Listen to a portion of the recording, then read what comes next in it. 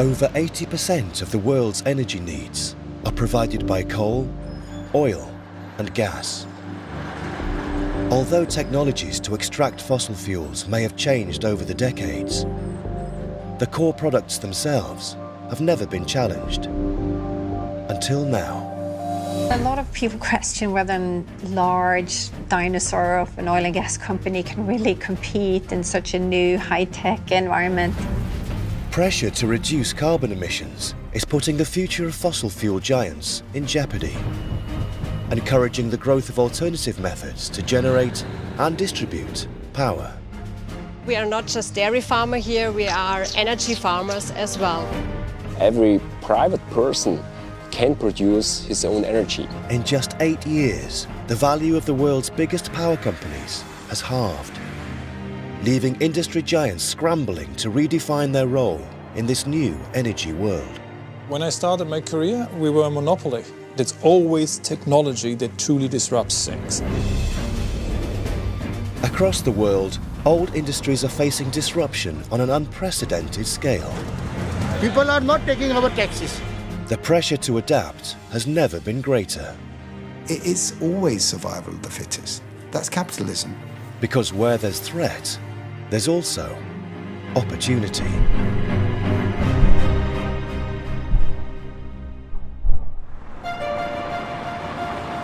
December 2015, the Paris Climate Conference.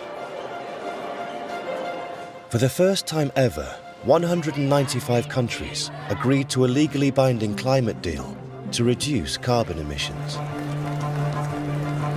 I think everyone in the oil and gas industry agrees that it's going to be a different future. This $5 trillion industry may be facing a seismic shift, but that doesn't mean it's ready to ditch the dirty fossil fuels that made it rich. Instead, many companies are banking on new methods to clean up an old process. Norwegian oil and gas giant Statoil struck it rich in the North Sea in the late 1960s. Over 4 decades later, at its Sleipner gas rig, the company is attempting to make fossil fuel production cleaner. We have an ambition to become the most carbon efficient oil and gas producer in the world. The world will look for companies like ourselves that take a proactive stand on this and deliver oil and gas to the world, but doing it in a sustainable manner. Statoil's business still relies on the harmful burning of fossil fuels by its customers. But at least the company is trying to reduce its own carbon footprint. It's transformed some of its offshore rigs with technology that enables engineers to separate the carbon dioxide and pump it underground. Statoil's Sleipner gas rig is the world's first offshore carbon capture storage plant.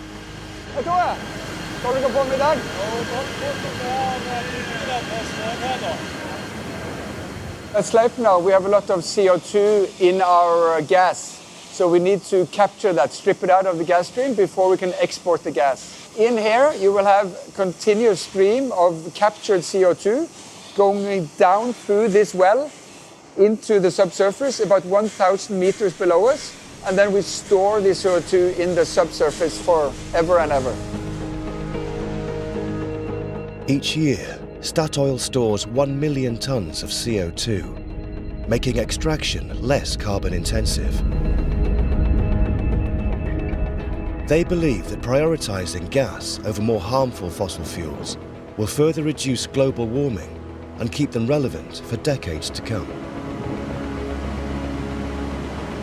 One of the advantages with gas is that it's very abundant, it's very reliable, and it's very flexible. You can turn the gas stream on and off, so you can regulate your gas flow very, very easily.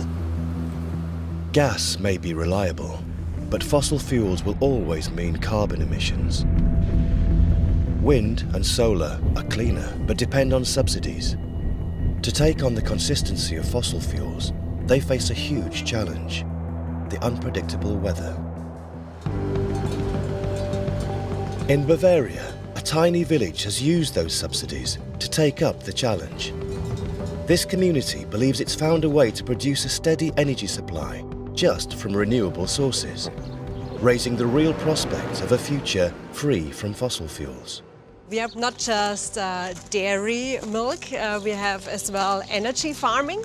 And here you can see part of our solar panels. We have several points where we catch the sun and make energy. Norbert and Christina Bechteller's family farm has been providing the local community with dairy products for over 200 years. But they now have a new income from solar energy. Ein wichtiger Teil ist mittlerweile auch unsere Photovoltaikanlage. Der Strom, den wir auf den Dächern produzieren und selber nicht brauchen, wird in der Region verbraucht. Producing your own energy with solar panels isn't revolutionary. But in this village, they're combining solar with other renewables in an attempt to achieve the holy grail of a steady energy supply. And they're prepared to use anything to do it. The cows always produce manure. Deputy Mayor Gunther Mörgele has helped drive the village's pioneering efforts to make renewable energy a realistic option. We can prove that we always have more than 100% of energy, even if there is no wind and no sun at all. There's one renewable that never disappears, as it can be sourced from the decay of virtually any organic matter. It's called biogas. Of the 4 biogas plants in the village, Farmer Einseidler runs the largest. Zwiebel haben wir schon gehabt, Kartoffel. Zwiebel auch schon? Also Zwiebel habe ich nicht gesehen, aber sonst haben wir schon ziemlich alle. Ja. Ist Biogas eine wunderbare Geschichte. Oder man misst sonst irgendwie Komposter und Vernichter. Ja. Und sonst ist es noch genutzt. Combining these different sources has been so successful, the village now generates 5 times more energy than it needs. But that's just part of the challenge of turning renewables into a credible energy supply. It's not only about renewable energy generation, it's also about power saving and energy saving.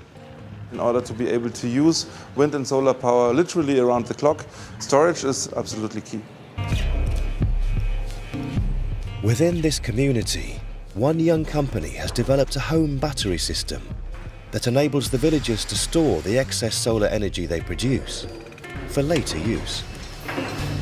We are the first to offer storage systems for the residential market in the world, and obviously storage helps customers to use solar power regardless if the sun is shining or not. The technology behind this battery system also holds the key to a much bigger prize for the villagers, supplying energy to each other. Our battery systems are online and we can recognize in real time who is currently feeding power into the grid and who still needs power from the grid. And an amazing result is that you have both customers who have excess power and customers who need power from the grid. And our general idea was let them share their power between each other and get rid of stinky coal plants and nuclear power stations. Our customers can literally replace the traditional utilities 100% and go independent. Norbert and Christina supply 50 neighbouring households with the energy they generate. Für die Haushalte ist es das Schöne, dass sie auch wissen, wo der Strom produziert wird und nicht von großen Konzernen oder weit entfernten Firmen bezogen werden muss. Where this community has led, many others have now followed. There are now almost 1,000 energy cooperatives around Germany. It's a major challenge for the country's big 4 utilities. In 8 years, the biggest, E.ON, has seen its share price fall by over 3/4. When I started my career, we were a monopoly. Technology has tremendously changed. Renewables are getting cheaper and cheaper. Customer behaviors is changing tremendously. And society, with climate change and other issues, has total different expectations to the industry. So the industry was shaken up at its fundament, and it's a total different industry from the 27 years ago when I started. E.ON's income from fossil fuels has fallen by more than a third since 2008. The company recently made a drastic decision, to fully commit to the renewable revolution. E.ON has taken a very brave step. We broke the company, I would say, in two. All the commodity businesses, the traditional fossil power plants, all those businesses, we spin off into a company called Uniper, and we are remaining with the renewables. E.ON plans to spin off the majority share of its fossil fuel assets by the end of 2016 and scale up its investment in wind and solar. But rather than focus on just generating renewable power, E.ON is sensing its real opportunity lies in managing this diverse new supply on an industrial scale. This green society needs to be managed. Here you need to manage millions of feed-in and consumption sites. You will have sharing economies in between. You will have under and over consumption at times. This management equation, big data mining, technical competence, is obviously something this world needs, and E.ON will strive for being a capable partner in that. To secure its place in this new decentralized energy world, this former monopoly is taking steps that would have been unthinkable just a decade ago. We are open for any kind of partnerships, with any partner, with any customer. And yes, this is also a new attitude. We don't need to control the world. E.ON's partnerships have produced a raft of renewable energy projects. At the Arkona wind farm in the Baltic Sea, their investment partner is a surprising newcomer to the alternative energy industry, Norwegian oil and gas giant Statoil. Altogether, it's 1.2 billion euros. We're taking 50% of that. We're talking real money here. It's not just branding or greenwashing. We expect tremendous growth with wind in particular. And you know, if you're a business person, you want to take advantage of those growth opportunities and be part of it. Statoil, like E.ON, is positioning itself to take advantage of the energy industry's new horizons. The company's next project draws on 4 decades of offshore experience to steal a march on far newer rivals. It's always exciting.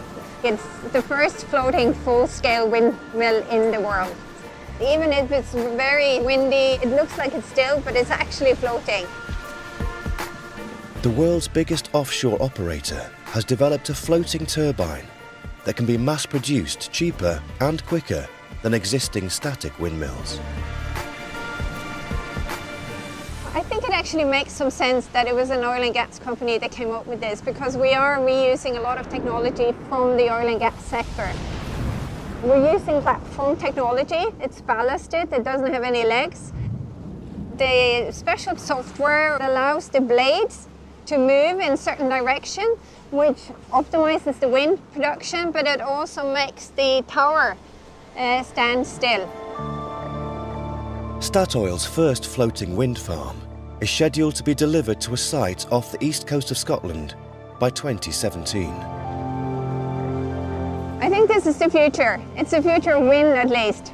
You can have them anywhere in the world, anywhere in any kind of sea. So this allows us to move further from shore, get better wind, and produce cheaper electricity.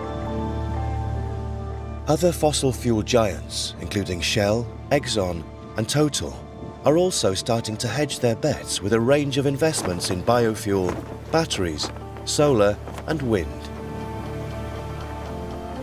It might seem like a surprising move, but by embracing these alternative technologies now, forward-thinking oil and gas companies might just be able to withstand the disruption caused by the renewable revolution.